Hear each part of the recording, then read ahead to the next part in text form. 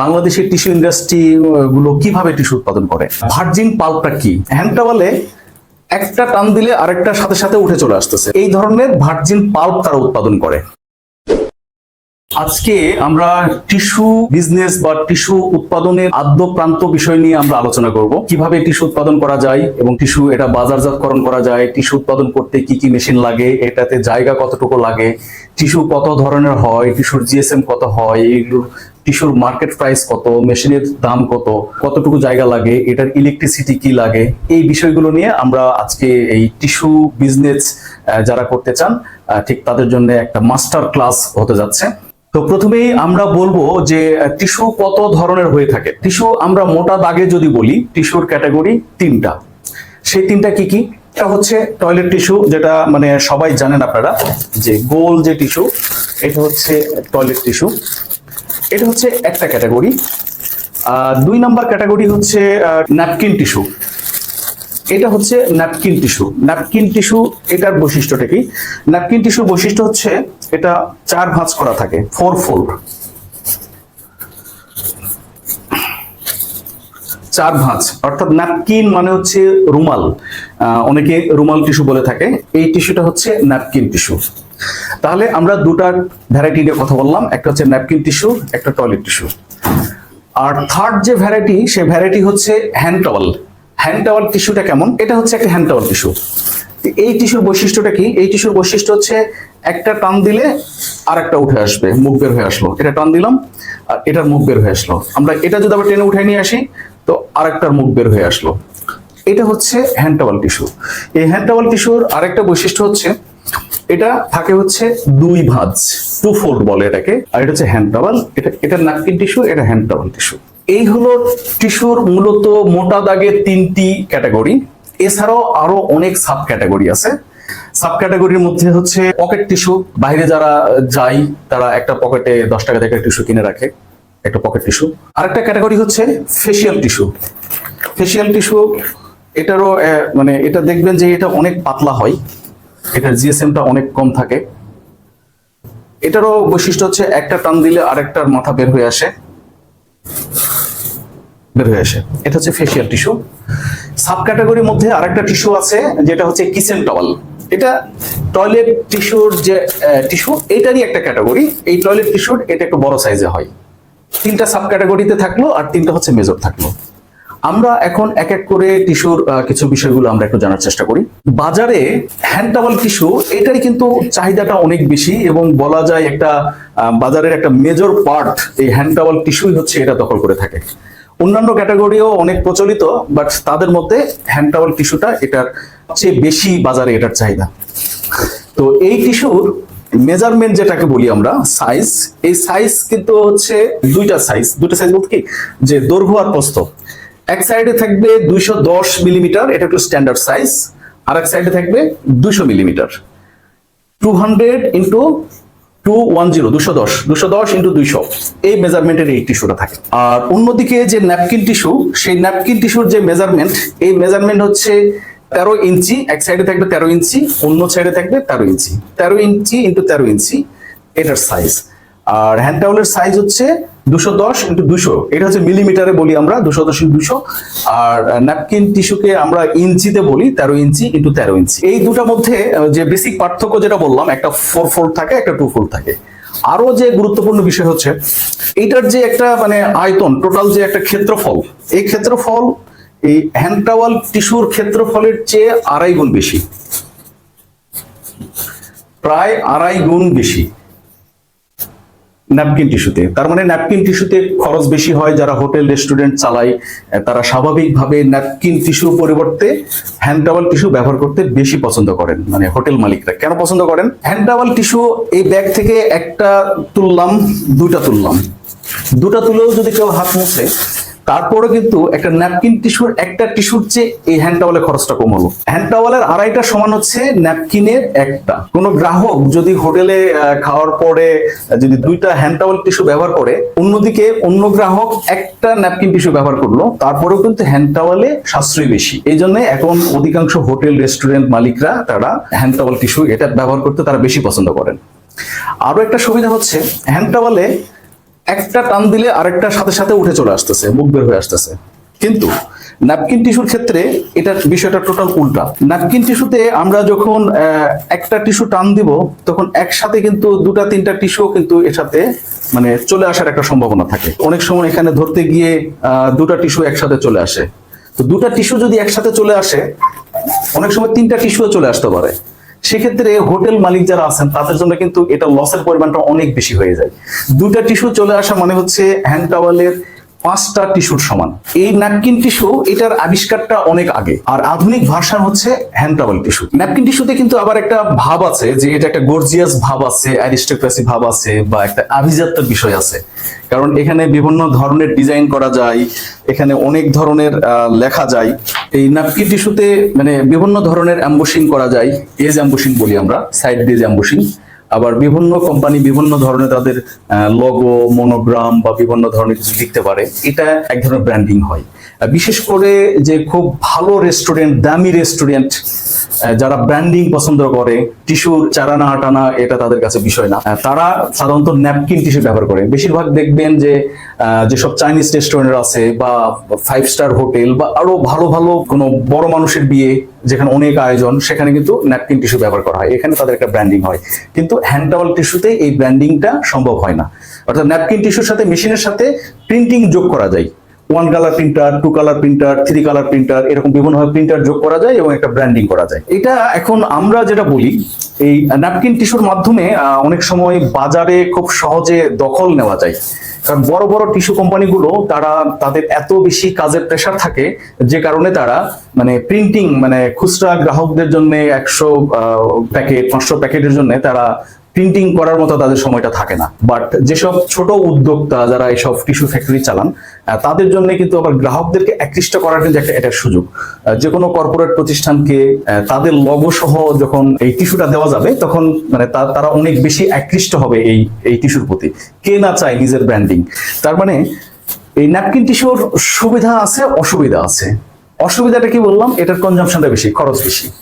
আর সুবিধাটা হচ্ছে এটা একটা ব্র্যান্ডিং করা যায়, গ্রাহকদের আকৃষ্ট করা যায়, একটা অ্যারিস্টোক্রেসি ভাব আছে, একটা আভিজাত্য আছে, এই বিষয়টা করা যায়। এবং ছোট যেসব টিস্যু উদ্যোক্তা আছেন তাদের জন্য আবার অ্যাডিশনাল সুবিধা পান যে বড় কোম্পানিটা তো ছোট ছোট আইটেমে প্রিন্ট করে দিতে পারে না, বাট ছোট উদ্যোক্তা দিতে পারেন, এই জন্য তারা আবার মার্কেটটা খুব ইজিলি আবার ধরতে পারেন, এটা একটা সুবিধা আছে। ফেসিয়াল টিস্যুর বিষয়টাতে ফেরত আসি। ফেসিয়াল টিস্যুর যে মেজারমেন্ট আর হ্যান্ড টাওয়াল টিস্যুর মেজারমেন্ট, এই মেজারমেন্টটা সেম, একই মেজারমেন্ট।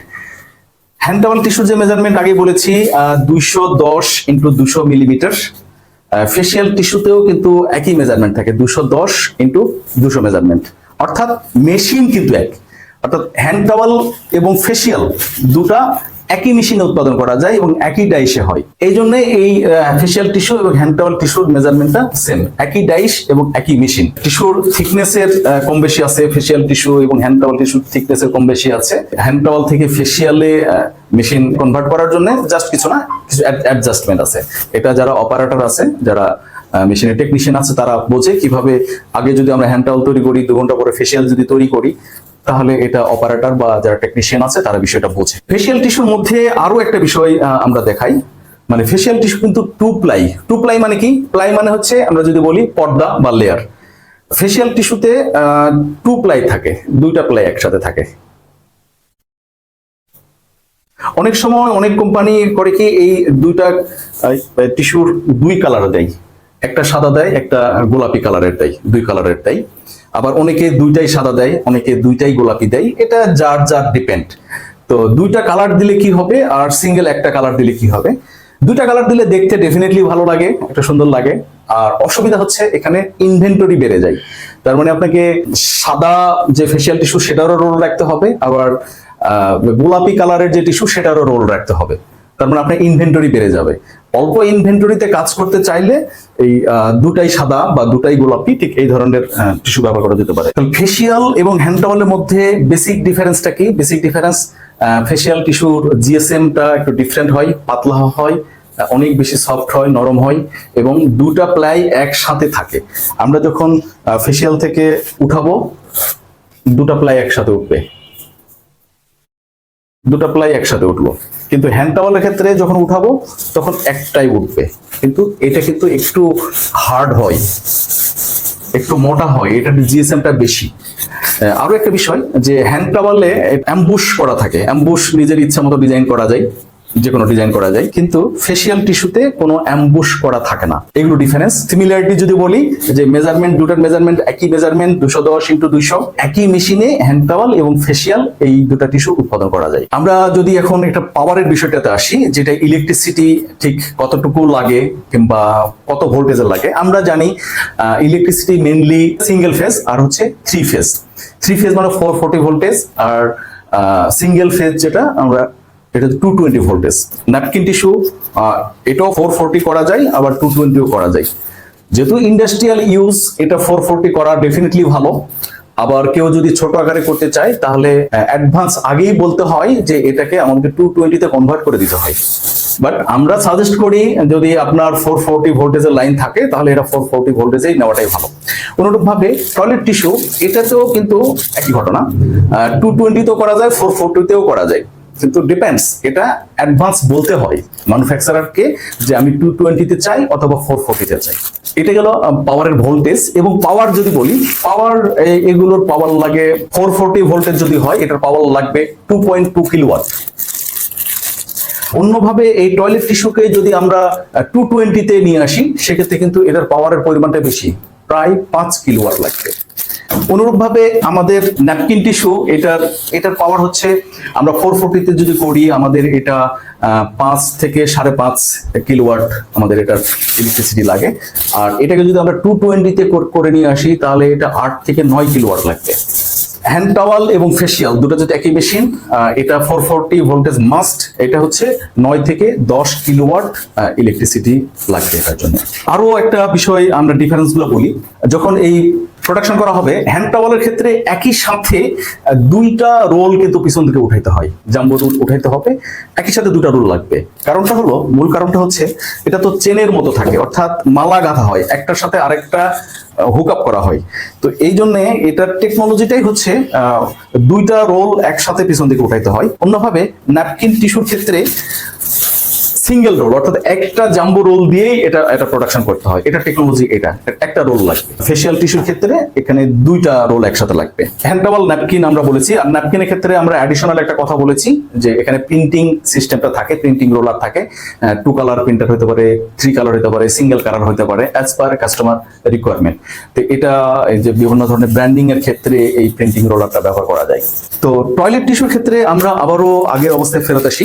টয়লেট টিস্যুর সাথে দুইটা কালার হয়, একটা হচ্ছে সাদা, হোয়াইট, একটা হোয়াইট হয়, আর একটা হয় হচ্ছে পিঙ্ক কালার, আমরা এটাকে গোল্ড বলি। এই টয়লেট ইন্ডাস্ট্রিতে যারা আছেন তারা জানেন এটা হচ্ছে গোল্ড, তারা সবাই এই কালারটাকে গোল্ড বলে। তো এই দুটা টিস্যুর মধ্যে পার্থক্যটা কি? এই দুটা টিস্যুর মধ্যে মূল পার্থক্য যে জিনিসটা হচ্ছে, সাদা যেটা টিস্যু, এখানে ভার্জিন পাল্প ইউজ করা হয়, যেটা গোল্ড এটা হচ্ছে রিসাইকেল পাল্প ইউজ করা হয়। তো ভার্জিন পাল্পের কথা যেহেতু আসছে, তাহলে আমরা আমাদের আলোচনাটাকে একটু ভিন্ন দিক থেকে আমরা ঘুরে নিয়ে আসি। ভার্জিন পাল্পটা কি? বাংলাদেশের টিস্যু ইন্ডাস্ট্রি গুলো কিভাবে টিস্যু উৎপাদন করে? টিস্যু উৎপাদনের প্রধান প্রক্রিয়াটা হচ্ছে, এটা হচ্ছে গাছ থেকে হয়। গাছ, আমরা শুরু থেকে যদি আসি, গাছ বা কাঠ থেকে হয়। ওই গাছের যে কাঠ, সেই কাঠই হচ্ছে এই ধরনের টিস্যুগুলোর মূল উপাদান, একেবারে বেসিক উপাদান হচ্ছে গাছের কাঠ।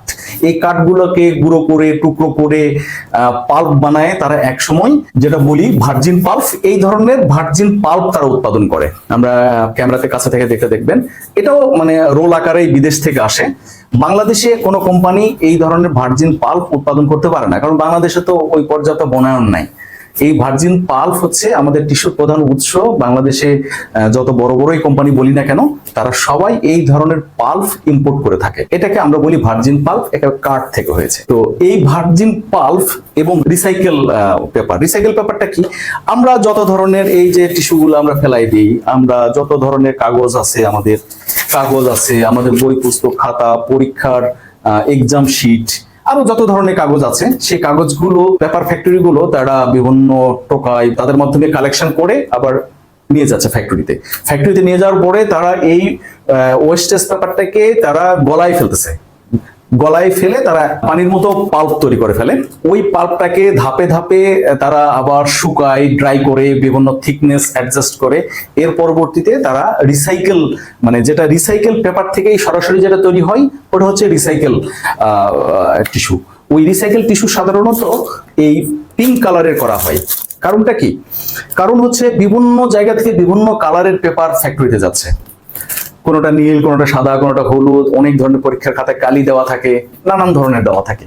তো এখন এত ভ্যারাইটি যখন ওয়েস্টেজ গুলা একটা ফ্যাক্টরিতে যাচ্ছে, তখন সবগুলাকে একই কালার অ্যাডজাস্ট করাটা সম্ভব হয় না। যদিও ওই পেপার প্রোডাকশন ফ্যাক্টরি গুলোতে তাদের ডি ইঙ্কিং সিস্টেম, অর্থাৎ কালিগুলোকে সেপারেট করার টেকনোলজি আছে, করতে পারে, কিন্তু তারপরও পুরোটা এটা করা সম্ভব হয় না। তো না হওয়ার কারণে বিভিন্ন দিন ওয়েস্টেজ থেকে টিস্যু উৎপাদন করা হবে, বিভিন্ন দিনের কালার বিভিন্ন রকম হয়ে যাবে।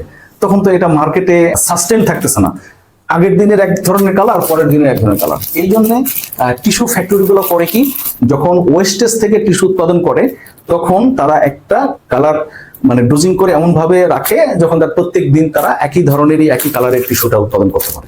আপনারা যেটা দেখছেন যে এই পিঙ্ক কালারের, যেটাকে বোল্ড বলি, এটা রিসাইকেল পেপার থেকে এটা করা। আর অন্যভাবে হোয়াইট টিস্যু, যেটা রোল টিস্যু, হোয়াইট টিস্যু, এটা তো হচ্ছে ভার্জিন থাকে, আমরা যেটা দেখালাম ভার্জিন, এই যে ভার্জিন পাল্প থাকবে, সাথে কিছু ওয়েস্টেজ রিসাইকেল পেপার থাকবে, এখান থেকে তারা হোয়াইট টিস্যুটা উৎপাদন করে। তো এই ভার্জিন পাল্পের পরিমাণের উপর নির্ভর করে এই হোয়াইট টিস্যু যেগুলো, সেগুলোর কোয়ালিটি নির্ভর করে। এবং টিস্যুর কোয়ালিটিটা কি, আপনি সারা জীবন 10 বছর 20 বছর টিস্যু ব্যবহার করছেন, আসলে আপনি কিন্তু শুধু ব্যবহারই করেন, আপনি টিস্যু কোয়ালিটি জানেন না বা বোঝার চেষ্টা করেন নাই। কোন টিস্যুকে আমরা ভালো বলবো, কোনটাকে খারাপ বলবো, এটা কিন্তু একটা মজার বিষয়। আমরা অনেকদিন ব্যবহার করি, কোনটা ভালোকে বলবো, কোনটা খারাপ বলবো, এটা টেস্ট মেজারমেন্ট কি।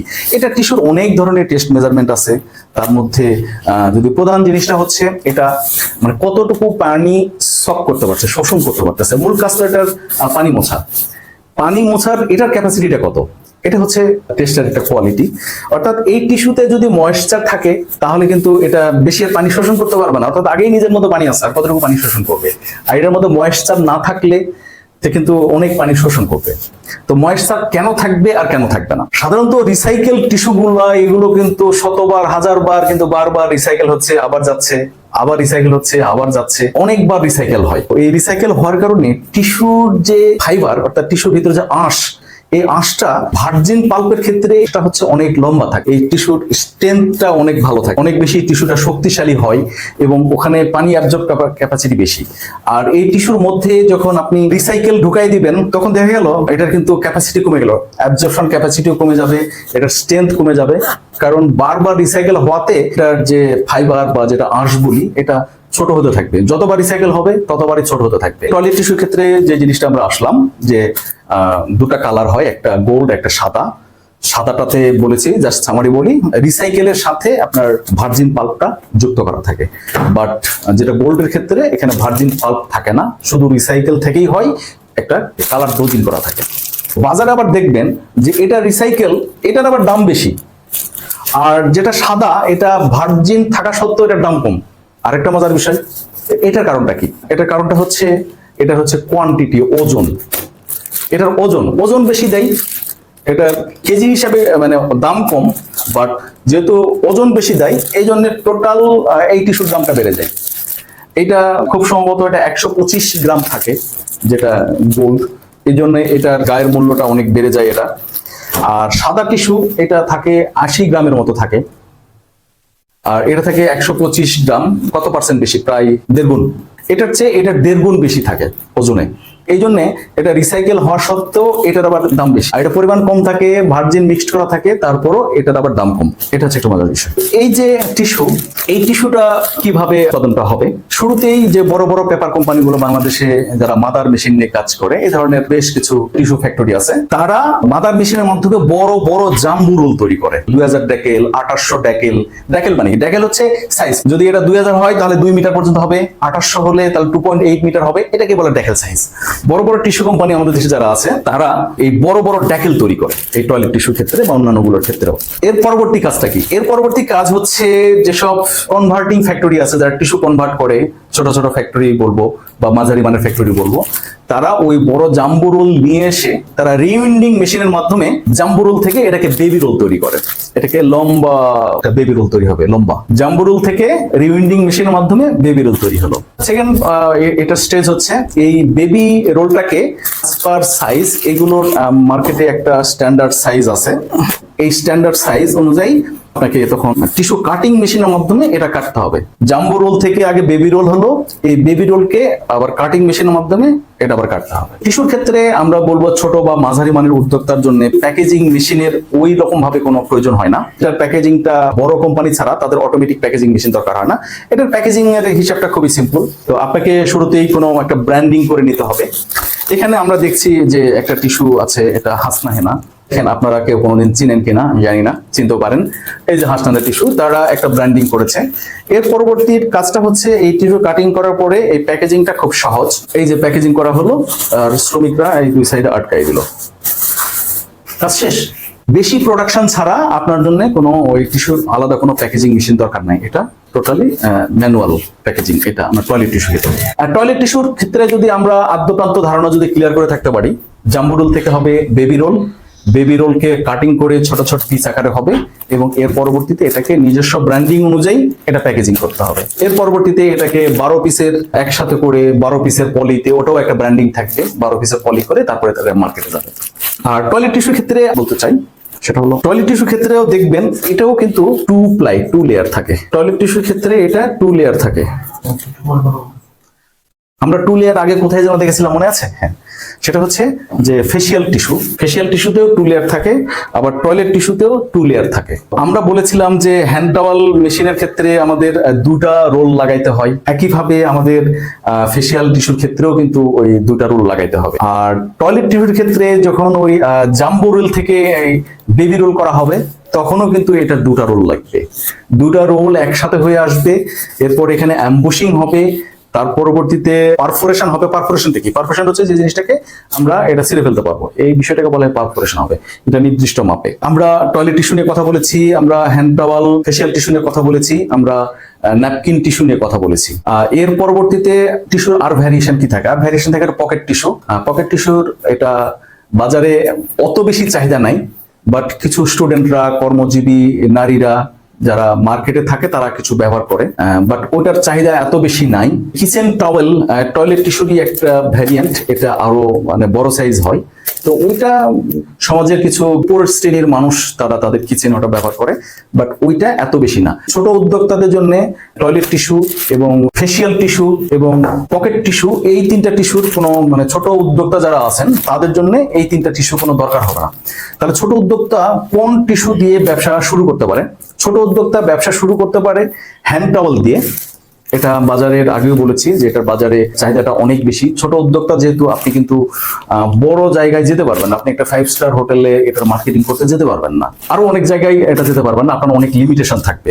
এই জন্য আপনার টার্গেট কাস্টমার হচ্ছে বিভিন্ন বেকারি শপ কিংবা আপনার হোটেল রেস্টুরেন্ট অথবা মুদিখানার দোকান, তারা হচ্ছে আপনার টার্গেট কাস্টমার। 5 স্টার হোটেল আপনার টার্গেট কাস্টমার না। আর বড় বড় যেসব কাস্টমার আছে তারা কিন্তু ফেসিয়াল টিস্যু ব্যবহার করেন। আপনি অ্যাজ এ ছোট উদ্যোক্তা হয়তোবা আপনি ওই বড় জায়গাতে পৌঁছাইতে পারবেন না, আপনি কোয়ালিটিটা মেনটেন ওইভাবে রাখতে পারবেন না, কারণ এটার অনেক ইনভেন্টরিও রাখতে হয়।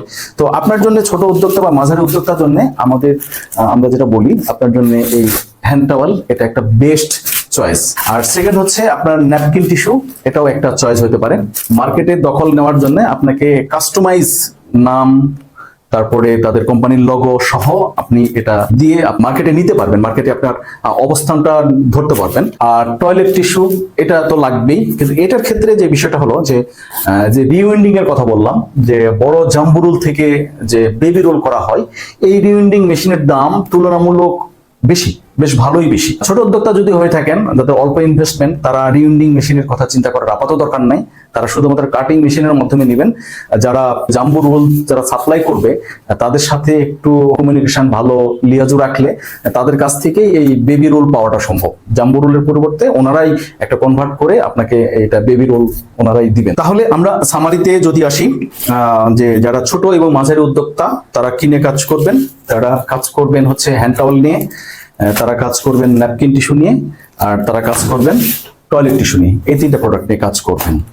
আর যারা মাঝারি থেকে আরো একটু বড় উদ্যোক্তা আছেন, তারা এর সাথে যোগ করবেন ফেসিয়াল টিস্যুটা যোগ করবেন, তারা এর সাথে পকেট টিস্যু যোগ করবেন, তারা কিচেন টাওয়াল যোগ করবেন। আমি মনে করি যারা টিস্যু নিয়ে ইউটিউবে খন্ড খন্ড ভিডিও দেখেছেন, 2 মিনিট 3 মিনিটের ভিডিও দেখেছেন, আমি আজকে যেটা মনে করি এই টিস্যু নিয়ে এত ডিটেলস নিয়ে আলোচনা আগে আমিও নিজেও করি নাই, বাট আজকে আমার মনে হয় যে টোটাল একটা কম্প্রিহেন্সিভ বিষয় নিয়ে আমরা একটা আলোচনা করলাম। আশা করি এখন থেকে আপনারা যারা আমাদেরকে যোগাযোগ করবেন তারা যে স্টেপ ফলো করবেন